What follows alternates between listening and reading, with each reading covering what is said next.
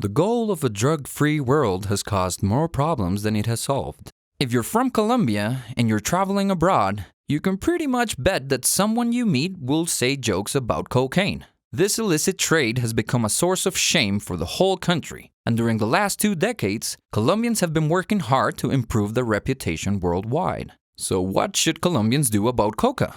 Not cocaine, mind you, but coca, the plant that grows so easily in this country, which is used as the raw material to produce cocaine. For many folks throughout the Andes region, who are often from indigenous communities, coca is not something to be ashamed of. It's not illegal. To them, it is part of their long-held and deeply valued culture and tradition.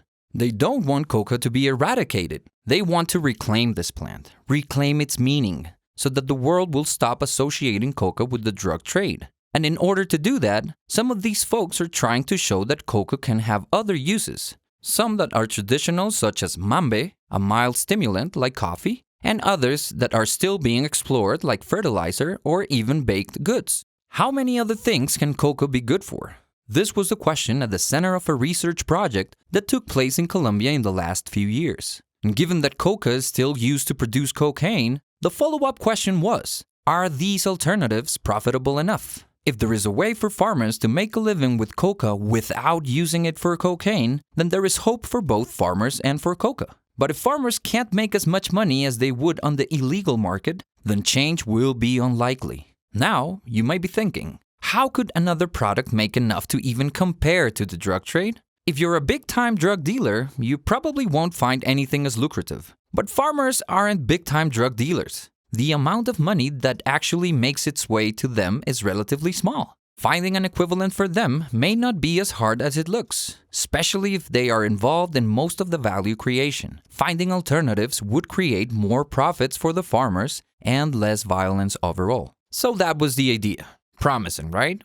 Well, the good news is that several legal products that use coca, liquid fertilizers, organic compost, coca flour, coca fuel, prove to have markets of their own. Even better, these markets have had a huge social impact for the farmers that were previously criminalized. Many farmers commercialize their crops and participate in an economy outside the drug trade. Communities have embraced these initiatives. For instance, in one community, researchers arrived to buy the town's coca harvest, and the priest, a local authority, used the church megaphone to remind the farmers about the due date. On the day of, everyone came with their crops. This is a huge accomplishment, especially if you consider the symbolic nature of selling coca proudly in a country that has bled so much due to the drug trade. Now here's the bad news. While these initiatives are encouraging, they are still very far from being profitable enough to be an alternative to cocaine. One reason why is because the drug trade is huge. It would be tough for any market to compete.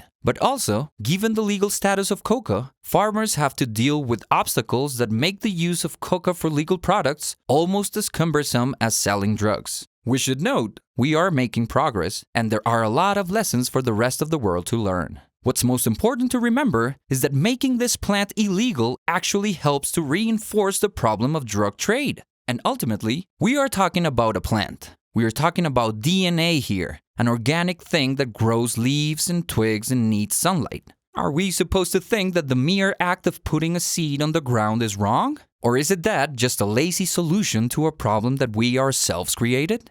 No. What we really want is for Colombian government officials, academics, civil society groups, international agencies, and industry leaders to work together with the coca farming communities and develop a balanced policy. And what does a balanced policy for this new era of peace look like? It respects the right of indigenous people and promotes scientific research, as well as other uses of the plant, while at the same time decreasing violence and raising living standards for all Colombians. We know this is doable. We have seen a similar balance work in the Andean region. We just have to work hard, believe in each other, and never give up faith that, together, we can create a future Colombia that is both prosperous and just.